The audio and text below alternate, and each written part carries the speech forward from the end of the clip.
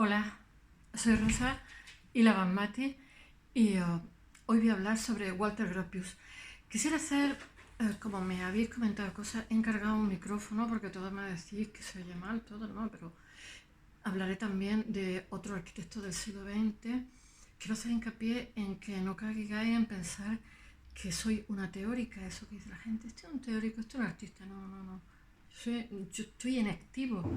De hecho, tengo intenciones, hoy voy a hablar de Gropius, Walter Gropius, el maestro de la reinvención, pero tengo intenciones todos los días de 2 o 3 minutos dedicarlo, no quiero cursitos ni recetas de cocina, dedicarlo a dar pautas de cómo dibujar, cómo pintar, porque esto es como la dieta, lo importante es el trabajo, lo que tú haces cada día.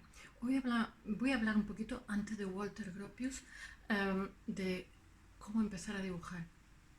Mirad, mi recomendación, si os sirve, porque aquí cada maestrillo tiene su librillo, yo vengo de una facultad de Bellas Artes, pero como todos los que hemos ido allí, antes de eso dibujábamos, pintábamos, etcétera.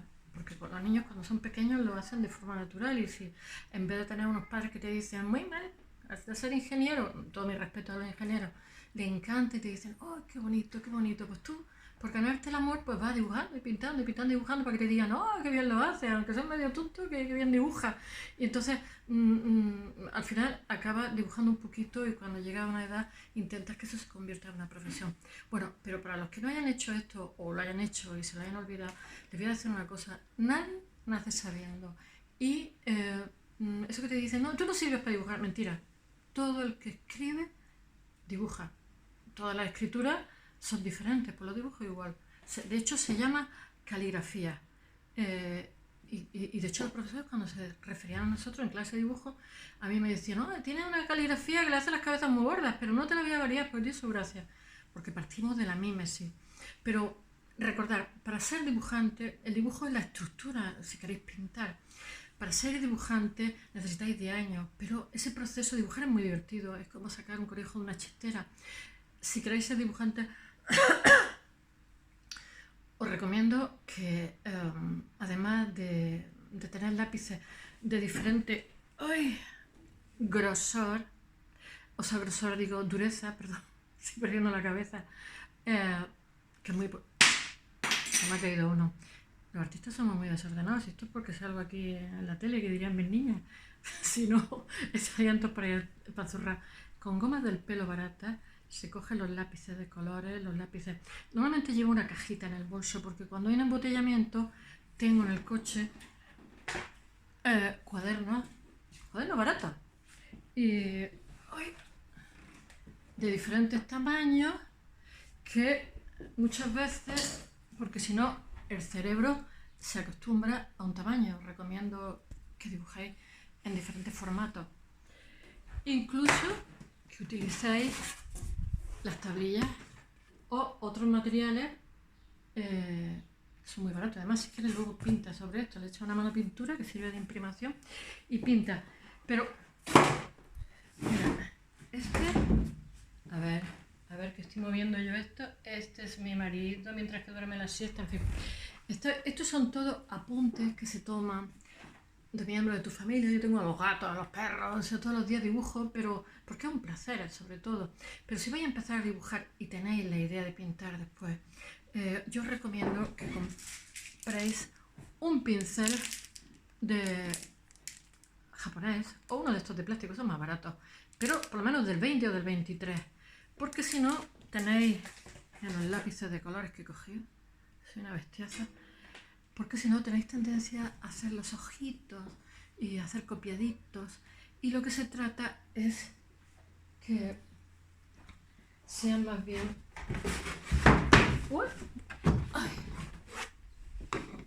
pincelada amplia. Esto, mira, cuando llevas un tiempo dibujando, ya no coges los lápices, te vas directamente a los pinceles y haces lo mismo, pero rápido, ya sin miedo, de forma más personal. Y si te equivocas, lo arreglas, de repente un brochazo grande y lo arreglas, porque lo que se trata es de que trabajemos como Lope de Vega en hora 24, porque la vida es breve. Y entonces, esto es como la gimnasia, al principio te cansa mucho, pero con el tiempo ya le pillas forma y en un momento haces pero claro, tienes que dibujar todos los días. Y sobre todo el dibujo te va a enseñar los semitonos, la profundidad, de forma natural. Y también va a permitir, si dibujas con pincel, que cuando pases a la pintura no acotes tanto con líneas y cosas así, sino que te acostumbres a la luz, a graduarlo, la luz, porque realmente los bastoncillos de los ojos es lo que captan, luces y sombras. Y para eso te recomiendo que al principio trabajes con monocromo, o sea, te cojas, por ejemplo, en pintura el color rojo y hagas todo un bodegón, por ejemplo, en semitonos de rojo. Si te vas de viaje, coges y preparas primero los colores, lo haces en un plástico o en un cristal. Si te vas de viaje o tienes algo que hacer, lo metes en el congelador y no se estropean porque es aceite y pigmento, o sea. En fin, esas son mis pautas hoy de trabajo. Poco a poco os iré enseñando lo que estoy haciendo, mi obra, pero poco a poco, porque esto es casi secundario. Es más importante que tengas ideas quién eres en el siglo XX, quiénes te han precedido, porque parece que del siglo XX nadie habla. Todo el mundo cuenta unos rayitos, que si el impresionismo, que si el no sé cuándo, que si no sé qué menos, que si... Pero resulta que el siglo XX es siglo de diseño, el siglo de diseño, ¿no? O sea, la vanguardia está muy bien, pero ahora mismo los que dictan lo que nos rodean son los diseñadores. Evidentemente los diseñadores tienen que tener una formación artística, porque si no, no la tienen, da igual los programas que controlen, no hacen nada con su vida. Y es muy importante, si quieres saber en qué época estamos, tienes que saber quiénes nos precedieron hace 5 minutos. Y de uno de ellos, Gropius, de hablar, entre otras porque en 1919, aparte que son los padres del siglo XX, del diseño, y son los padres de la arquitectura moderna, el año pasado hizo 100 años, en 1919, de la creación del Bauhaus, o sea que ahora hace 101 años. Y su obra todavía está muy viva y tiene una grandísima fuerza. Es más, su obra, como la de los otros, que son los padres de las criaturas, Frank Joy, Mies van der Rohe y Le Corbusier, pues la mayoría son monumentos de la UNESCO, de la humanidad, son maravillosos, maravillosos. Y no creáis, esta gente siempre me tienta a contaros su lado oscuro, pero bueno, ya nos iremos conociendo, ya lo iré contando, porque hay una tibieza ahí con los nazis, etcétera. Y aunque esta es una persona socialista, y de hecho le cerraron la escuela porque era socialista, en fin, tuvieron que como que hacerles cosas a los nazis por la cuenta que les traía, porque si no, le iba la vida en ellos. En fin, vamos a empezar desde el principio, ¿vale? Desde cuando nace. Ya os he contado un poquito los lápices, el dibujo. Ahora vamos a intentar saber quiénes somos, dónde estamos y quién nos ha precedido, ¿de acuerdo? Él nace en Alemania en 1883, en el seno de una familia burguesa. No era rico millonario, pero sí era de una familia. Su abuelo, su padre y su tío eran arquitectos, y su otro tío tenía una editorial. Estamos hablando de 1883. Muere en Boston en 1969, tiene una vida apasionante, intensa, pero también llena de contratiempos, a punto que lo maten 40.000 veces. Y bueno, se llama Maruja, parece corazón, corazón. Y le llama, está casada en un principio con, estudia en Múnich, y no termina arquitectura, algo que sería impensable hoy día para un arquitecto. Vamos, se te cae el pelo como no haya hecho tu licenciatura y bueno, y el proyecto fin de carrera, pero no. En aquella época se podían permitir ese lujo, aparte que él era excepcional.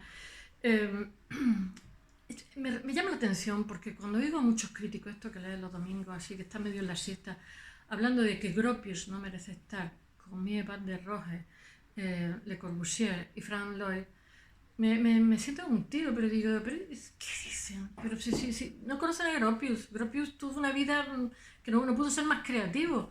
Le reprochan que Gropius no sabía dibujar, en esa época no había ordenadores.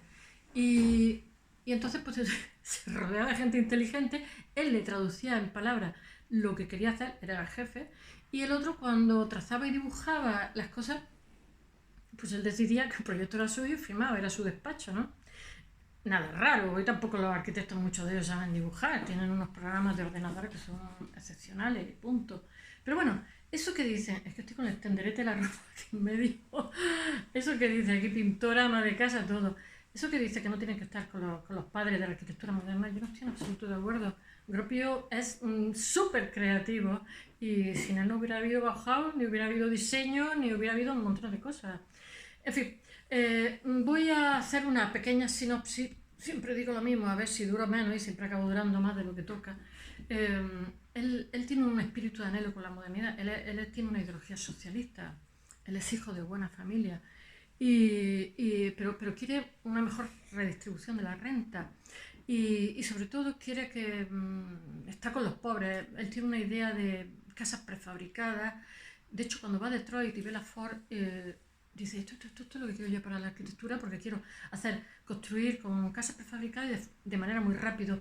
Eso le iguala a Mies van der Rohe, Le Corbusier y Frank Lloyd, que todos unen arte y artesanía, son partidarios del diseño, son partidarios de que las casas estén integradas en el entorno, y ellos son los padres de la arquitectura moderna y sobre todo son partidarios, tienen una idea social de que los individuos puedan, o sea, el arte se una en la arquitectura, o sea, el artista, el escultor, etcétera. De hecho, nuestros escultores Chillida y Oteiza, que estaban en la posguerra, más pelados que un chino y más caninos que el decirlo, gracias a que en Alemania, cuando terminaba un edificio, se hacía una escultura, pues esa, le pagaban con marcos alemanes que tenían un gran nivel y gracias a eso pudieron sacar cabeza e independizarse. O sea, todo tiene que converger en la arquitectura, el diseño, etcétera, para que sean cosas bellas y pueden ser baratas para el individuo, el trabajador medio. Eh, es un buen gestor.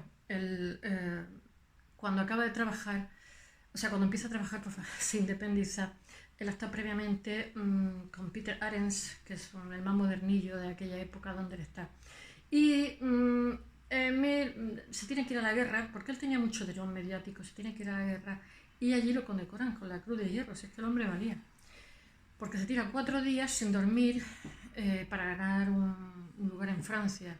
Y de los 3.000 soldados que van, solamente sobreviven 80. Uno de ellos es Gropius.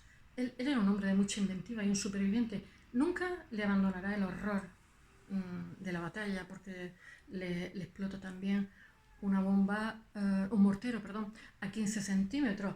Siempre le acompañará, pero ese entrenamiento le ayuda también a sobrevivir en las circunstancias más adversas, que varias veces su vida está en peligro, y a reinventarse cuando se va a Inglaterra y a Estados Unidos. A los ingleses los detestaba, pero en Estados Unidos tiene un éxito increíble porque lo contratan en Harvard y le permite desarrollarse, hace el edificio de la Panam en Nueva York, que es bestial, mucha gente lo criticó, pero a mí me parece maravilloso. Y bueno, y después crea unos despachos de arquitectos que eran los... El primero tiene un grupo de arquitectos que son jovencillos y están empezando, y después tiene, se llama la TAC, y él está con ellos ya cuando es mayorcico y los va formando, pero formando sobre el terreno, para los proyectos, etcétera, etcétera, nada de teoría. Y después hace un despacho de arquitectos y los enseña a trabajar en grupo. Pero cada uno tiene que criticar, se reúne una vez en la semana y cada uno tiene que criticar los proyectos del otro. Y después crea un despacho que se cierra en el 95, pero un despacho el más poderoso de todo Estados Unidos. Una persona muy, muy creativa y sobre todo un buen gestor. Y algunos le han criticado que para sobrevivir tiene algo de tibieza con los nazis. Yo no le encuentro tibieza. Él se quería largar de Alemania y tuvo que poner cara de circunspecto y estar con gente para decir que iba a representar a Alemania en Estados Unidos, etcétera, etcétera. Pero toda esta gente, cuando le cierran ya la escuela, tengo la mano que se me duerme, cuando le cierran la escuela de la Bauhaus, no les permiten casi construir, les condicionan muchísimo todo su trabajo y lo amenazan físicamente más de 2 veces, piensan que ya su patria, con gran dolor, se tienen que ir de ella, pero urgente, porque la próxima no se lo van a decir, no se lo van a preguntar, sencillamente se lo van a llevar por delante. Y entonces cuando se va a Inglaterra primero 3 años y luego a Estados Unidos, a Harvard, donde se hace director de un departamento. Bueno, yo destacaría de Gropius, a mí personalmente lo que más me gusta es, aparte que hizo casas también para gente modesta, con Mies van der Rohe, unas casas experimentales. Bueno, hace unas casas para los maestros de la Bauhaus y les permite, les dice que las modifiquen como ellos quieran, no tiene ningún problema, tenía poco ego en ese sentido, era muy moderno. Lo que más me gusta es la Casa Faust, y que es monumento de la UNESCO, la Bauhaus de Dessau, y su casa en Massachusetts también. Tiene varios monumentos muy bonitos, pero yo esos 3 quizás son los que más me gusten.